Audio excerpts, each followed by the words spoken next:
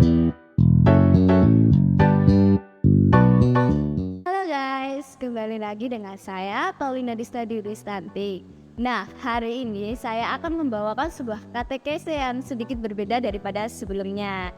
Namun dalam katekese hari ini saya ditemani oleh partner saya. Hai, perkenalkan nama saya Mario Gusti Arya. Nah, gimana nih Mas kabarnya hari ini? Wah, puji Tuhan baik Mbak. Rasanya tuh rasa gembira banget karena sudah mendekati hari kesuksesan ini Mbak. Suksesan apa nih kira-kira? Dalam melampaui rintangan yang sangat sulit nih Mbak. Wah, Tapi ngomong-ngomong Mbak, kita ini mau bahas apa yo? wah, kali ini kita akan membahas sebuah topik yang masih mengenai tentang wanita. Wow, agak berat ya. Ya, tapi kita bawa santai aja ya. Tapi nggak apa-apa nih kalau aku ngosing, bahkan Mbaknya ini wanita nih gitu ya. Gak apa-apa sih, aku udah kuat secara mental ya. Mungkin dari saya tuh yang saya tahu tentang wanita ya, wanita itu lembut tapi ada sambungannya, Apa? lemah gitu ya. Menghina saya nih sebagai wanita Dia kira-kira. nggak menghina dan Mbak. Oke, Masnya kan tadi udah bilang tentang kelemahan dari wanita ya. Iya. Tapi sebenarnya wanita itu nggak lemah kok guys, wanita itu kuat. Nah, untuk membahas tentang ini, berarti itu menyinggung tentang kesetaraan gender bro. Iya, sangat menyinggung nih sih Mbak, karena sering dibanding-banding gitu. Iya, karena wanita itu sering dibanding-bandingkan dengan laki-laki. Tapi sebenarnya wanita itu kuat kok. Semua pekerjaan pun wanita bisa melakukannya. Nah, tapi di masyarakat ini ternyata masih banyak kasus kesetaraan gender tuh yang tidak adil bagi wanita. Wah, kenapa itu Mbak? Kayak masih banyak banget, mungkin itu dari tradisi dan kebiasaan orang masyarakat zaman dulu ya, masih terbawa sampai sekarang kan. Iya. Badan RA Kartini sendiri udah memperjuangkan kesetaraan gender bagi wanita. Benar.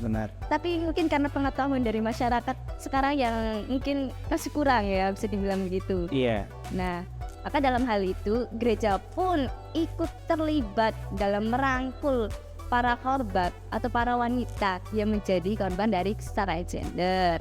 Maka dari itu kita langsung ke pembahasan yang lebih dalam lagi. Oke. Nah, kan tadi kita sudah menyinggung-nyinggung soal kesetaraan gender nih ya. Iya. Nah, untuk itu Mas tuh pernah bertemu sendiri nggak sih tentang kasus dari kesetaraan gender itu? Oh, yo mungkin pengalaman aku ya Mbak. Aku tuh pernah kerja tuh di kedai kopi. Nah, teman aku tuh satu lanang ya, satu wanita. Nah, temanku yang cowok ini sering kayak merendahkan temanku yang cewek. Kayak contohnya itu, kamu nggak usah kerja di sini gitu loh. Ya kamu mending istirahat aja gitu loh. Waduh, bikin capek-capek dirimu aja, fisikmu tuh udah lemah. Kok bisa apa kayak gitu loh Mbak. Wah, cukup sakit ya. Wah sakit kan? Bicara seperti itu. Wah, terus perempuannya sendiri? Ya mungkin perempuannya cuma bisa merenung ya, karena dari sisi lemahnya itu yang tadi aku bilang, perempuan tuh lembut gitu. Ya, mungkin menangis ya, cuma bisa menangis. Iya. Mendalam diri sendiri gitu ya. Jadi hampir kayak dibully ya. Iya, sering sekali dibully kayak gitu nih Mbak. Cuma aku bingung Mbak, cara penanganannya gitu loh. Oh, penanganannya. Iya. Mungkin kalau misalkan dari kita nih ya, sebagai generasi yang udah di zaman teknologi ya, Iya. kita tuh sebenarnya bisa loh menyuarakan keadilan bagi mereka ini yang tertindas ini, khususnya para wanita ini. Kan terkadang wanita itu untuk curhat itu kan masih susah kan. Iya benar sih Mbak. Mungkin kayak misalkan wanita ini tuh curhat nih sama masnya. Iya. Mungkin masnya bisa kayak meng-up apa yang dirasakan, mungkin bisa lewat TikTok atau lewat YouTube atau lewat blog, Iya. sebuah blog itu kan.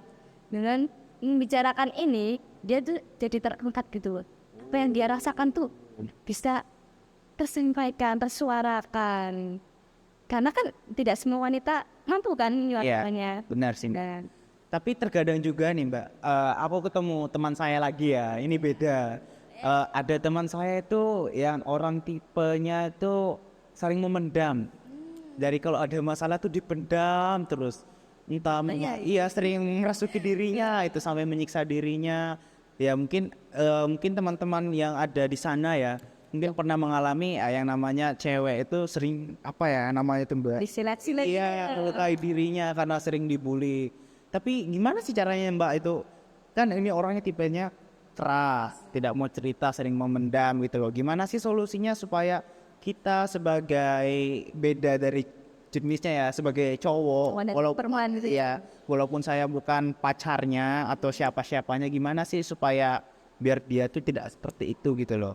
Mungkin masnya bisa melakukan sebuah pendekatan ya, Oh, pendekatan pelan-pelan. Terus masnya bisa tanya kenapa. Kalau misalkan dianya masih belum bisa mau terbuka, iya. mungkin next time ya, jangan dipaksa hari itu juga. Karena kan mungkin dia juga butuh waktu untuk sendiri, butuh untuk ketenangan sendiri kan. Jika misalkan masnya bisa nih bilang, misalkan kalau ada apa-apa boleh cerita sama aku, kamu tuh nggak sendiri. Mungkin bisa ngasih sebuah pengarahan kepada perempuan itu. Wah, Nah, tapi ngomong-ngomong nih ya, iya. kasusnya Mas ini hampir sama-sama yang kasus yang aku pernah alami loh. Iya.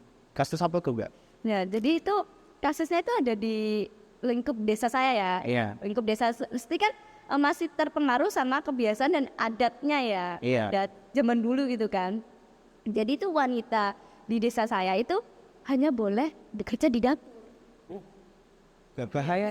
Bahaya ini. Mereka itu kayak seperti dilarang untuk melakukan sebuah pekerjaan gitu loh. Wow. Mereka tuh hanya dituntut untuk bekerja.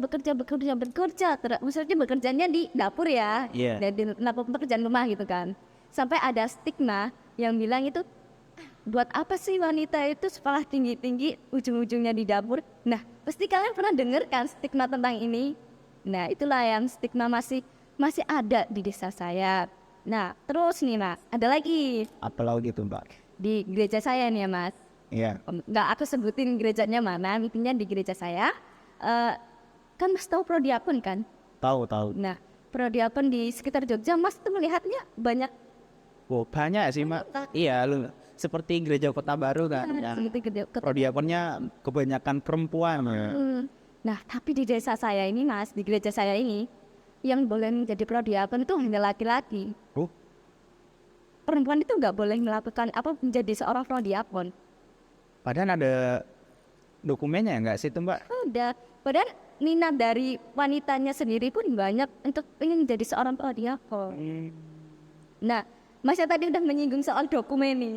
Iya. Waduh, kayaknya tambah berat aja ini bahasanya ya. Pengen tahu sih aku, Mbak, supaya lebih bisa mengajari teman-teman yang ada di sana. Boleh. Jadi gereja sendiri juga ada nih dokumen yang membahas tentang kesetaraan gender sendiri.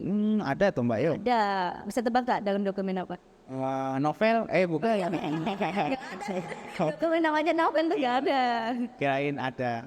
Dokumen apa tuh kira-kira? Menyerahkan? Nyerah. Jadi dokumennya itu ada di Gaudium et Spes. Pernah dengar gak? Bahasa Amerika, Mbak? Bukan bahasa Indonesia. Bahasa apa tuh, Mbak? Latin ya? Bahasa Latin. Wah, Latin. Kita nggak maksud kan ya? Iya, aku agak kurang paham ya. Kasih paham dulu dong. Boleh. Dalam dokumen Gaudium et Spes itu kan banyak artikel ya. Maksudnya nggak membahas cuma satu topik aja. Iya, benar. Tapi banyak topik yang dibahas dalam dokumen tersebut. Nah, untuk membahas tentang kesetaraan gender, itu ada di Gaudium et Spes artikel 19 dan 29. Benar, Mbak. Nah, kalau untuk artikel 29 itu dikatakan bahwa semua orang itu diciptakan Tuhan segambar dan serupa dengan Allah. Mas pernah dengar yang pastinya? Iya. Nah, dengan demikian berarti sebelumnya kita lahir memiliki hak dan kesetaraan yang sama kan? Iya. Di mana kita sebagai manusia telah diciptakan serupa dan segambar dengan Allah. Kira-kira masnya tahu kan ada di kejadian berapa atau di ayat Alkitab berapa? Wah, aku gak tahu ya. Kasih tahu aku dong, Pak. Nah, itu tuh adanya di kejadian, dan kejadian itu di bagian penciptaan manusia itu. Walah. Nah, tapi kan tadi aku bilang kan nggak cuma satu kan? Iya. Ada satu lagi nih artikel yang masih membahas tentang kesetaraan gender, yaitu di Gaudium et Spes artikel 9 yang membahas tentang manusia memiliki kuasa untuk melakukan hal-hal baik. Kuasa demikian dimaksudkan agar manusia sendiri mampu mengembangkan martabatnya masing-masing. Nah, Masnya tahu kan martabatnya kita sebagai laki-laki dan perempuan itu? Ya, Mbak, setara gitu. Ya, setara kan. Tuhan sendiri pun sudah memberikan kita sebuah wejangan ya ibaratnya, bahwa kita tuh sebagai manusia yang udah diciptain Tuhan yang segambar dan secitra dengan Allah tuh memiliki martabat yang sama. Tapi gini loh, Mbak. Kan dalam artikel Allah kayak sudah menyetarakan kita antara laki-laki dan perempuan. Tetapi nih Kak, masih banyak di luar sana itu loh, yang masih ada kasus-kasus yang saling merendahkan satu sama lain. Ya mungkin dari kasus kakak mungkin ada perempuan yang yang direndahkan oleh laki-laki. Tetapi ada juga yang laki-laki direndahkan oleh Perempuan, ya ada yang sebaliknya. Iya itu mungkin kalian jarang ketemu tapi ada, cuma nggak kelihatan. Nggak semua juga ya. Mungkin aku cuma pengen tanya sih Kak tentang kasus-kasus yang pernah kakak alami. Contoh kasus yang pernah kakak jumpa itu kasus seperti apa sih Kak? Mungkin kalau di sewaktu saya sekolah lah, itu kan banyak, saya kan sekolah di negeri kan ya. Iya. Nah, saya sendiri pernah mengalami sebuah bully ya, di mana saya kan non ya. Dan itu saya wanita juga, dan kebanyakan dalam kelas itu adalah laki-laki. Wow. Nah, di situ saya kayak seperti dipojokkan, dihina, dan kayak buat apa sih kamu tuh Kristen sekolah di sini? Nah, itu ya masih sampai sekarang tuh masih saya ingat. Itu kayak sebuah kok mereka membeda-bedakan antara aku dan yang lain ya. Sakit pasti tuh. Sakit dong gitu kan. Aku turut sedih Mbak. Tapi itu udah masa lalu. Oh ya, oke. Tapi kan sekarang kita harus ingat perjuangannya R.A. Kartini itu seperti apa dulunya. Benar sih. Kita membahas sedikit tentang sejarah ya. Oke. Perjuangan tentang Kartini itu luar biasa, Mas. Sip. Dia itu berjuang demi kami nih kaum perempuan untuk Siap. mendapatkan kedudukan yang sama dengan para laki-laki. Tapi ya masih tetap aja ya, Iya, masih tetap aja. wanita tuh masih direndahkan oleh kaum laki-laki. Nah, tadi kan Masnya kita udah membicarakan tentang kasus-kasus Iya, benar nih Mbak. Nah, aku nih mau ngasih tahu Masnya nih, mau ngajak Masnya juga nih. Oke. Kira-kira tuh Masnya tuh mau melakukan hal konkret apa sih? Yo, kalau aku sih Mbak yo, di pengalaman aku ya, apalagi di zaman-zaman modern ini, kita tuh sebagai anak muda ya, yang cuma taunya main HP, TikTok, buka sosmed yang digunakan tidak jelas, ketimbang seperti itu, mending kita tuh kayak melatih diri kita. Untuk Ya, jangan kayak merendahkan orang lain kayak gitu ya. Setidaknya kita tuh peka dengan keadaan. Jangan kita memandang bahwa cewek yang kita lihat di depan kita itu atau mbak ini kecil gini, tapi mbaknya ini kuat loh. Angkat galon aja pasti bisa. oh jelas bisa. Jangan kayak kita tuh memandang wah dia ini kecil nggak bisa apa-apa, mending ya istirahat aja, cuci piring. Oh salah bro. Jangan kira kayak seperti itu. Banyak juga cowok badannya gede angkat galon nggak bisa loh mbak. Iya nak. Iya, cuma kalian nggak tahu aja ya. Jadi makanya kalau semisalnya kalian itu ya buka mata lebar-lebar gitu loh. Kalau bisa dilihat lah yang mana cewek itu yang fisiknya memang yang diciptakan memang lemah lembut banget. Ada juga yang kuat lembut. Iya. Bukan lemah lembut ya. Kayak saya ya mas. Enggak. Banyak kuat lembut gitu loh, kecil-kecil begini tapi cabai rawit. Nah, kita tuh sebagai laki-laki jangan cuma banyak omong gitu loh, tapi gunakan akal nu. Jangan menilai orang itu dengan sebatas mata aja, tapi lihat apa yang mereka lakukan itu kamu nggak tahu. Kayak gitu sih dari aku mbak. Nah, dengerin tuh penonton ya. Kita tuh harus bisa mencontoh nih dari Mas Arya ya. Mas Arya untuk nggak diem aja. Kita sebagai orang muda nih ya, Iya. jangan takut untuk menyuarakan apa yang mereka rasakan. Wah benar mbak. Nah, kita tuh bisa loh melakukan itu dengan cara yang tadi. Sip.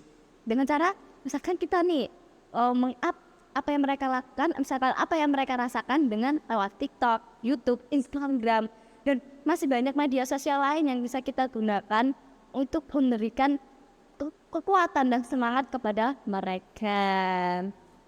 Wah, kayak kira nih udah habis nih waktunya ya. Yo, padahal aku pengen sampai malam ya mbak. Waduh, nggak malu nah aku mas. Oh ya, aku mampu sih pak. Kalau barang banyak aku mampu. Nah, kayaknya nih kita sudah harus berpisah nih mas. Waduh sakit hati aku. Waduh. Padahal kita baru setara loh mbak. Tapi abis ini bisa lah mas.